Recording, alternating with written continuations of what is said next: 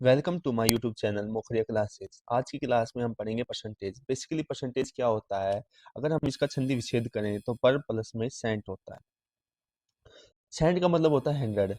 100 में से होता है परसेंटेज कि 100 में से कितना पार्ट, वो होता है परसेंटेज। अगर हम इस निशान की बात करें परसेंटेज, ये किसी संख्या पे लगा हुआ है जैसे x%, तो इसको हटाने के लिए हमें गुणा करनी पड़ती है 1/100 से। तो इसको हटाने के लिए 1/100 से गुणा करनी पड़ती है। तो मान लीजिए मैंने लिखा 18%, तो इसको हम क्या लिखेंगे, 18 गुणा में 1/100, तो ये क्या हो जाएगा 0.18। 0.18। अब कोई किसी भी संख्या को हम उसका 100% मान सकते हैं। जैसे कोई भी संख्या है उसको हम 100% मान लेंगे। जैसे कि मैंने लिख दिया 18 का 10%, तो 18 अपने आप में 100% है, तो इसका क्या लिखेंगे 18 गुणा में 10/1/100, तो 0 से 0 कट गया 1.8। परसेंटेज को अच्छे से पढ़ने के लिए हमें कुछ फ्रैक्शन याद होने चाहिए। जैसे कि देखिए 10% का फ्रैक्शन क्या होगा 1/10। जैसे कि 10% परसेंटेज को हटाने के लिए हमें गुणा करनी पड़ती है 1/100 से, तो 0, तो 1/10। तो इसका मतलब क्या है कि जो 10 है वो ओरिजिनल यूनिट है और एक उसका 10% है। 10 क्या है, ओरिजिनल यूनिट है और एक उसका 10% है। ऐसे कि आगे देखेंगे जैसे कि 12 सही 1/2%, ये क्या होगा 1/8। 8 क्या है, ओरिजिनल यूनिट है और 1 उसका 12 सही 1/2% है। आगे चलेंगे तो 20% का फ्रैक्शन क्या होता है 1/5। 25% का क्या होगा 1/4। 30% का क्या होगा 3/10। 33 सही 1/3% की क्या वैल्यू होगी 1/3 और 40% की वैल्यू 2.5। फ्रैक्शन क्या होगा, आगे चलेंगे तो 50% का फ्रैक्शन क्या होगा 1/2 और 66 सही 2/3% क्या होगा 2/3।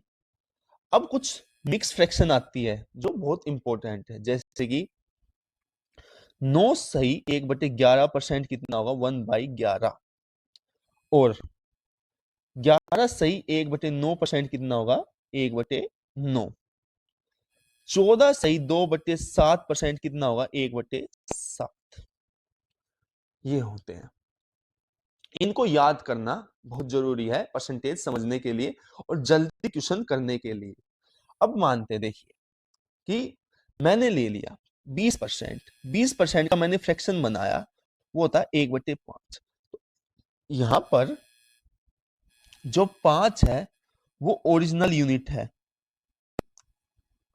ओरिजिनल यूनिट है और एक उसका 20% है। तो मैंने लिखा कि किसी संख्या में 20% का इंक्रीज हो रहा है। 20% का हम जब फ्रैक्शन बनाएंगे तो वो होता है 1/5। तो 5 से इंक्रीज होके वो कितना हो जाएगा 6। 5 से क्या हो जाएगा 6। एक का इंक्रीज होगा क्योंकि 5 का 20% एक है और वो एक इंक्रीज होकर उस संख्या को कितना बना देगा 6। ऐसे ही मैं लिखूं, अगर 10% का इंक्रीज हो रहा है तो 10 को हम तोड़ेंगे 1/10, तो वो 10 से क्या हो जाएगा 11। ऐसे ही अगर हम लिखें कि इंक्रीज हो रहा है 66 सही 2/3% का, तो 66 सही 2/3 को अगर हम फ्रैक्शन में तोड़ेंगे तो 2/3 आता है। तो 3 से वो संख्या कितनी हो जाएगी 5। ऐसे ही अगर हम तो अब तो इंक्रीज कर रहे हैं, डिक्रीज में कैसे होगा, अगर मैं कहूं किसी संख्या कोई संख्या 20% डिक्रीज होती है तो वो संख्या क्या हो जाएगी, अगर 20% का हम फ्रैक्शन बनाएं तो वो आएगा 1/5, तो वो संख्या हो जाएगी 5 से 4। तो ऐसे ये जो चीजें हैं ये परसेंटेज पढ़ने के लिए बहुत आसान करती है, परसेंटेज को पढ़ने के लिए आसान बनाती है ये चीजें। तो ये फ्रैक्शन हमें याद होनी चाहिए कि सवाल को कितनी जल्दी करना है, उसके लिए ये फ्रैक्शन हमें याद होनी बहुत जरूरी है और ये इंक्रीज और डिक्रीज का हमें कंसेप्ट पता होना चाहिए। ठीक है, अब आते हैं हम सवाल में। तो देखिए पहला सवाल क्या कहता है, राम की आय शाम की आय से 2.5% अधिक है, तो शाम की आय राम की आय से कितने प्रतिशत कम है। तो मानिए 2.5% को हम फ्रैक्शन में तोड़ेंगे। 2.5% को हम फ्रैक्शन में तोड़ेंगे, तो 2.5% का फ्रैक्शन क्या होगा? 2.5% का फ्रैक्शन क्या होगा? परसेंटेज हटाने के लिए हमें 1/100 से गुना करनी पड़ेगी, तो 2.5 गुणा में 1/100। और अब इस दशमलव को हटाने के लिए हम 10 से भाग दे देंगे, 25 बटे में 1000, तो 25 चौक 100, तो 1/40। तो इसकी जो ओरिजिनल यूनिट है वो 40 है, और बेसिकली 1 क्या है उसका 2.5%।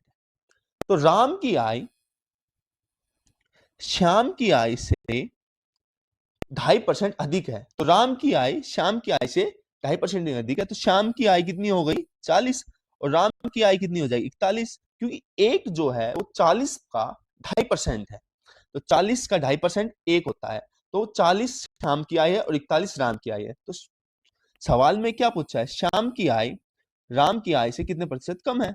तो श्याम की आय कितने कम है? एक कम है, कितने पर? 41 पर, तो 100 पर कितनी होगी? तो 100/41%, जो हम कैलकुलेट करेंगे तो आएगा 2.43। अगर सवाल समझ में ना आए तो एक बार स्किप कर वापस वीडियो को करके देख लेना।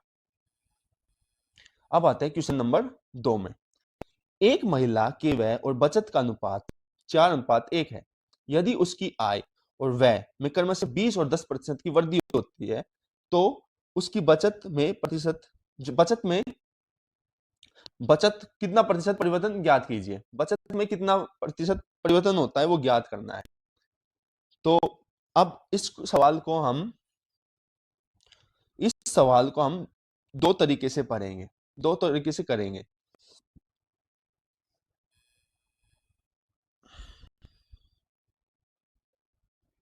इस सवाल को हम दो तरीके से करेंगे। पहला तरीका बेसिक तरीके से करेंगे। देखिए, जो आय होती है वो खर्च या व्यय प्लस में बचत का सम होती है। आय, खर्च और बचत के सम के बराबर होती है। तो इस सवाल में क्या दे रखा है? एक महिला के व्यय और बचत का अनुपात 4:1 है, तो उसमें व्यय 4 है और बचत 1 है। व्यय 4 है और बचत 1 है, तो यहां से हमें पता चल गई आय कितनी होगी? 4 और 1 5। ठीक है, इसको हम आसान करने के लिए हम आय को 500 मान लेते हैं, व्यय को 400 मान लेते हैं और बचत को 100 मान लेते हैं। क्योंकि ये जो वैल्यू है फ्रैक्शन में है, तो हम इनको तीनों को 100 से गुणा कर देंगे, तीनों को 100 से गुणा कर देंगे कि उससे कोई फर्क नहीं पड़ता। ठीक है, तो यहां से आय, व्यय और बचत पता चल जाती है कि आय 500 हो गई, व्यय 400 और बचत 100 हो गई। इसके बाद वो कहता है कि आय 20% और व्यय 10% की वृद्धि होती है। तो आय में 20% की वृद्धि होती है, 20%, तो 500 का 20% 100 होता है, तो आय बढ़कर कितनी हो जाएगी? 600 रुपए, 600 हो जाएगी, 600 रुपए नहीं 600 हो जाएगी। और व्यय 10% बढ़ता है, तो 400 का 10% कितना हो जाएगा? 40, तो ये कितनी हो जाएगी? 440। तो बचत कितनी हो जाएगी? अगर मैं आय में से व्यय घटा दूं तो बचत आ जाती है 160। तो बचत कितना प्रतिशत बढ़ी? 60। किस पर? 100 पर। तो 100 पर कितनी बढ़ेगी? 60%। हमें किसी भी संख्या को प्रतिशत बनाना है तो उसे 100 से गुना करनी पड़ती है। अब इसका जो एलिगेशन मेथड है उससे करवाता हूं, एलिगेशन मेथड से इस सवाल को करवाता हूं। देखिए, एलिगेशन मेथड से कैसे करेंगे हम? एलिगेशन मेथड में क्या करेंगे? हम यहां पर लिखेंगे जो भी एक्सपेंडिचर में इंक्रीज हुआ है, यहां पर लिखेंगे सेविंग में जो इंक्रीज हुआ है, और बीच में लिखेंगे जो इनकम में इंक्रीज हुआ है, और नीचे लिखेंगे एक्सपेंडिचर और सेविंग का जो रेशियो दे रखा है उसको। सवाल में जो एक्सपेंडिचर और सेविंग का जो रेशियो दे रखा वो, तो देखिए सवाल में क्या दे रखा? एक महिला के व्यय और बचत का अनुपात, व्यय और बचत का अनुपात जो ये दे रखा है, व्यय और बचत का अनुपात दे रखा है 4:1।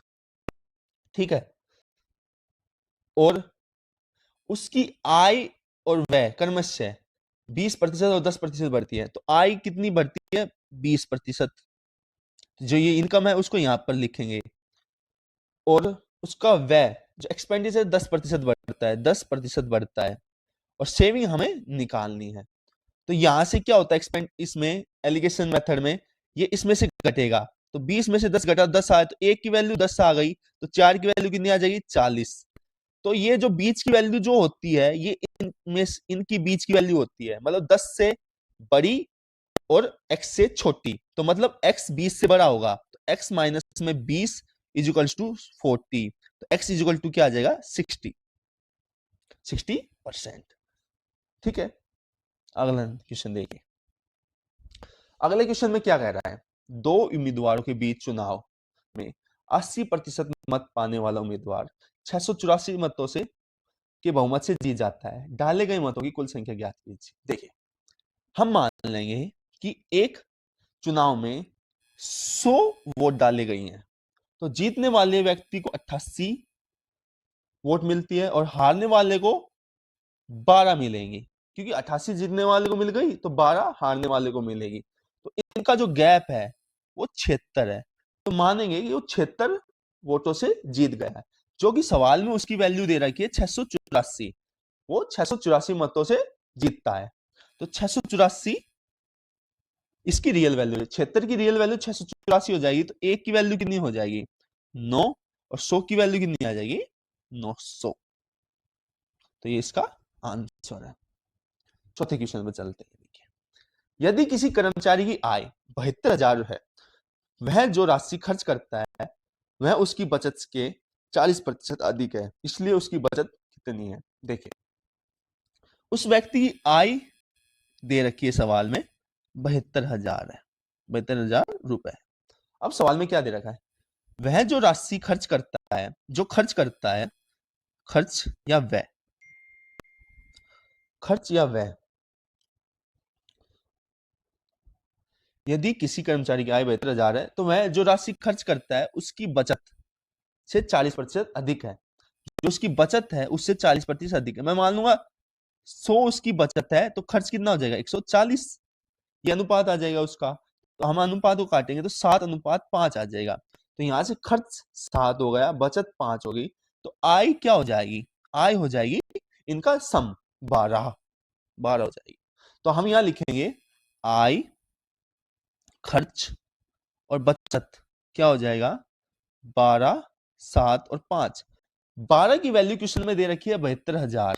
तो 12 की वैल्यू कितनी हो गई? 72,000। तो एक की क्या हो जाएगी? 6,000। और इसमें बचत की वैल्यू पूछी तो 5 की वैल्यू हम निकाल देंगे, 30,000। देखिए, पांचों क्वेश्चन करते हैं अब। सुरेश के खर्च और बचत का अनुपात, सुरेश के खर्च और बचत का अनुपात 3:1 है। उसका वेतन 25% बढ़ जाता है। यदि उसकी बचत 20% बढ़ जाए तो उसका खर्च कितने प्रतिशत बढ़ेगा? तो देखिए, हमें पता है, हम जानते हैं कि आय क्या होती है। आय जो होती है वो बचत प्लस खर्च, खर्च के जोड़ के बराबर होती है। तो यहाँ से हमें पता चला कि सुरेश खर्च और बचत का अनुपात कितना है, जिसका उसका खर्च कितना है? 3, और उसकी बचत कितनी है? 1। तो उसकी आय क्या हो जाएगी? 4। तो यहाँ से हम इस सवाल को आसान करने के लिए यहाँ पे हम इसको 100 से गुणा कर देते हैं, 100 से गुणा कर देते हैं। यहाँ हमने उसको 100 से गुणा कर दिया, तो उसकी हमने आय मिल गई 400 यूनिट। ये यूनिट हो जाती है, ये ऐसा नहीं कि आय 400 रुपए है, नहीं, ये हम एक यूनिट मान लेते हैं जिससे हमारा सवाल आसान बन जाए। तो 400 आय हो गई, 300 खर्च हो गया और बचत हो गई 100। यहाँ से रेशियो चेंज नहीं हुआ, हमने 100 को तीनों से गुणा कर दिया, तो इसका रेशियो चेंज नहीं हुआ। ये 1200, 900 और 300 भी हो सकती थी। तो हमने सवाल आसान करने के लिए ये यूनिट मान ली कि आय उसकी 400 है, खर्च 300 है और बचत 100 है। अब सवाल में क्या कहता है? उसका वेतन जो है वो 25% बढ़ जाता है। वेतन मतलब आय, आय उसकी क्या बढ़ जाती है? 25%। तो 400 का 25% कितना होता है? तो हम यहाँ देखेंगे 400 का 25%, देखिए 400 का 25% 100 रुपए, 100 होगा। तो यहाँ से कितना हो गया? 100। तो बढ़ के कितना हो गया? 500। और यदि उसकी बचत 20% बढ़ जाए, बचत कितनी बढ़ रही है? 20%। तो 100 का 20% 20 होता है, तो बचत कितनी हो गई 120। अब यहां से देखो भाई, खर्च का क्या होगा, खर्च क्या होता है, खर्च होगा आय माइनस में बचत। तो खर्च कितना हो जाएगा, अब नई आय कितनी है 500, अब नई बचत कितनी 120, तो यहां से कितना हो गया खर्च 380, तो नया खर्च कितना आ गया 380। तो अब ये पूछ रहा है सवाल में खर्च कितने प्रतिशत बढ़ेगा, तो कितना बढ़ा है 80 बढ़ा है कितने पे 300 पे, तो 100 पर कितना बढ़ेगा, ये आएगा 80/3% इसका आंसर। इस सवाल को हम एलिगेशन मेथड से कर सकते हैं, जो हमने पहले सवालों में किया है उसी मेथड से इसको भी कर सकते हैं। देखते हैं, एक कंपनी में सभी कर्मचारियों को समान वेतन मिलता है। यदि कर्मचारियों की संख्या 20% बढ़ जाए और प्रति व्यक्ति उनका वेतन 18% कम हो जाता है, तो कुल वेतन में कितने प्रतिशत की कमी होगी। देखिए कुल वेतन हम कैसे निकालेंगे, कुल वेतन क्या होगा, कुल वेतन कैसे निकालेंगे, कुल वेतन होता क्या है, देखिए कुल वेतन होगा जो कंपनी में जो कर्मचारी होंगे उनकी संख्या, तो मैं कहूंगा कर्मचारियों की संख्या, कर्मचारियों की संख्या गुणा में उनका वेतन, प्रति व्यक्ति वेतन, प्रति व्यक्ति वेतन। देखिए एक उदाहरण से समझते हैं कि एक कंपनी है, उसमें 5 आदमी काम करते हैं, 5 कर्मचारी काम करते हैं और उनको 100 रुपए मिलते हैं, तो उनका कुल वेतन कितना हो जाएगा, उनको प्रति व्यक्ति को 100 रुपए मिलते हैं, तो कुल वेतन हो जाएगा 5 गुणा में 100 500 रुपए।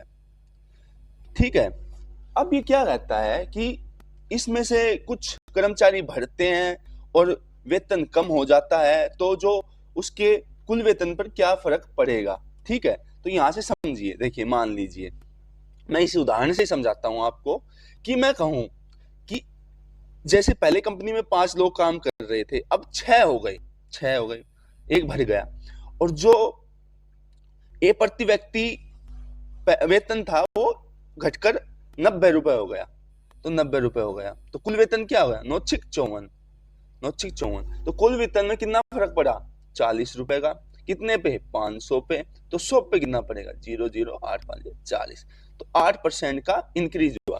तो इस सवाल में भी ऐसे ही कह रहा है कि एक कंपनी में सभी कर्मचारियों को समान वेतन मिल रहा है, यदि कर्मचारियों की संख्या 20% बढ़ जाए, 20% मतलब कि भाई 20% बढ़ गई है, तो इसका मतलब है पहले वो 5 थे अब 6 हो गए, मैं मान लूंगा पहले 5x कर्मचारी थे अब हो गए 6x।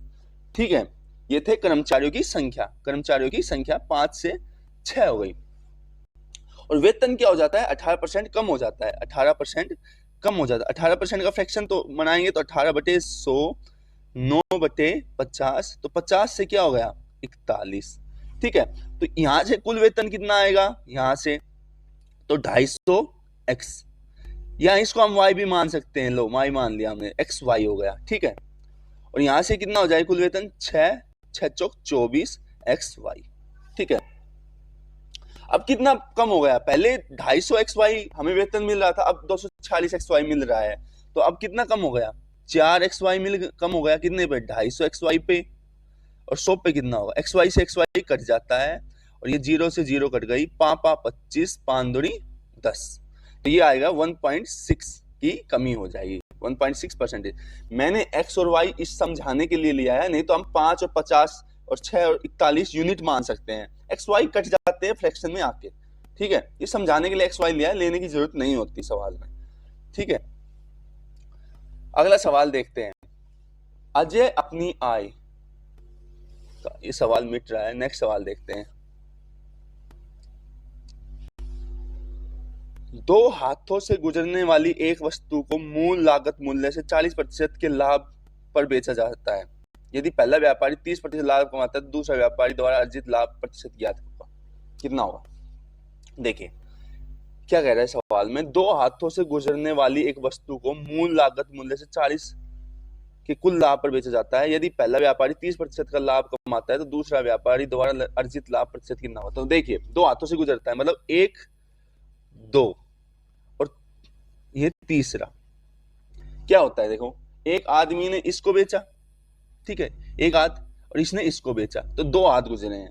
मतलब ये तीसरे व्यक्ति के पास जाएगी नहीं कि दूसरे व्यक्ति से। अगर दूसरे व्यक्ति के पास जाएगी तो सिर्फ एक हाथ से गुजरता है, और तीसरे व्यक्ति के पास जाएगी तो 2 हाथ से, इससे इसके हाथ से गुजरेगा, इसके हाथ से। अगर ये बेच देता ना इसको तीसरा, तो ये 3 हाथों से गुजरती, पर तीसरे के पास ये है।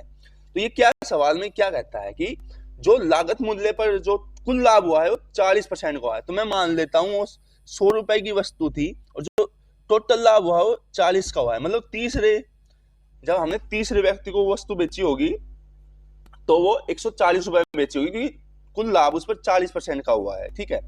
परंतु क्या कहता है कि जो पहले व्यापारी है उसको 30% का लाभ होता है। मतलब पहला व्यापारी इसको कितने प्रतिशत पर बेच रहा है, 30% लाभ पर बेच रहा है, तो 130 हो जाएगी।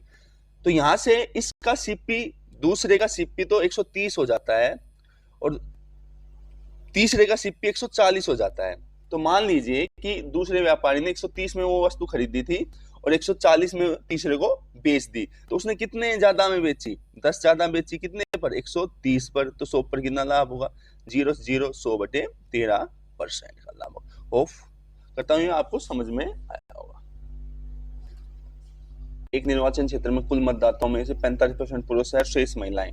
यदि 60% पुरुष निरक्षर हैं और 60% महिलाएं साक्षर हैं, तो निरक्षर महिलाओं की संख्या साक्षर पुरुषों की तुलना में कितने प्रतिशत अधिक है। सवाल में पूछा क्या है कि भाई जो निरक्षर महिलाएं हैं उनकी संख्या साक्षर पुरुषों की तुलना में कितने प्रतिशत अधिक है। तो देखते हैं उनकी संख्या कितनी होती है।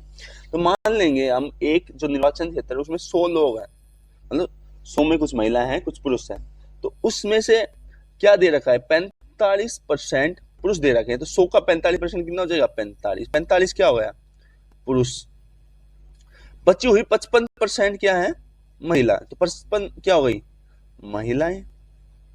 अब सवाल में क्या कहता है कि भाई यदि 60% पुरुष निरक्षर हैं, तो 60% पुरुष क्या है, निरक्षर है। 60% पुरुष क्या है, निरक्षर। तो 45 का 3/5 क्या हो जाएगा, 9 9 3 27, 27 लोग क्या है, निरक्षर हैं। तो जो साक्षर हैं वो कितने हो जाएंगे, 45 में से अगर 27 घटा दूंगा तो साक्षर आ जाएंगे, तो 18 क्या हो गए, साक्षर। आगे क्या कहता है कि 60% महिलाएं साक्षर हैं, तो 60% महिलाएं क्या साक्षर हैं, तो 55 का 60% क्या हो जाएगा, 55 गुणा 3/5 11, मतलब 33। मैंने ये 3/5 कहां से लिख दिया, ये देखो 60% क्या होता है, 6/10, 60/100 और 3/5। तो मैंने डायरेक्ट लिख दिया है कि 33 क्या हो गया, ये महिलाएं साक्षर हो गई, और बची हुई महिला क्या हो गई, 22 जो महिलाएं बची हुई है वो निरक्षर है, ठीक है। अब देखिए तो सवाल में पूछा क्या है, तो निरक्षर महिलाओं की संख्या साक्षर पुरुषों की तुलना में कितने प्रतिशत अधिक है। तो साक्षर पुरुष कितने हैं, 18, और निरक्षर महिलाएं कितनी है, 22। कितनी ज्यादा है, 4। कितने पे, 18 पे। तो 100 पे कितनी होगी, तो ये 2/9, तो ये क्या है, 200/9। तो ये आएगी 22.22%। इसका आंसर होगा सी ऑप्शन। क्वेश्चन देखते हैं। आर और एस के बीच एक चुनाव में आर को एस को मिले मतों के 110% मत मिले और उसने एस को 770 मतों से हरा दिया। यदि कोई अवैध मत नहीं है तो डाले गए मतों की कुल संख्या ज्ञात कीजिए, कितनी है। तो देखिए आर को जो मत मिले हैं ना वो एस के मतों के 110% के बराबर है। तो हम मान लेंगे कि भाई एस को 100 वोट मिले हैं। भाई एस को कितने वोट मिले हैं, 100। जो आर को मिला है ना, तो जो एस को जो कुल वोट मिले हैं ना उसके 110% के बराबर है। तो मैं लिखूंगा 100 का 110% कितना होगा, 110% कितना होगा, 100 गुणा में 110/100। तो आर को कितने मिले हैं, 110। तो एस को 100 मिले हैं, आर को 110। तो इनका जो रेशियो हो जाएगा वो हो जाएगा 10:11। तो एस और आर का जो अनुपात होगा वो होगा 10:11। अब क्या कह रहा है कि जो आर है ना वो एस को 770 वोटों से हरा देता है। तो यहां से कितने वोटों से हरा रहा है, 1 वोट से, और एक की जो वैल्यू दे रखी है वो दे रखी है 770।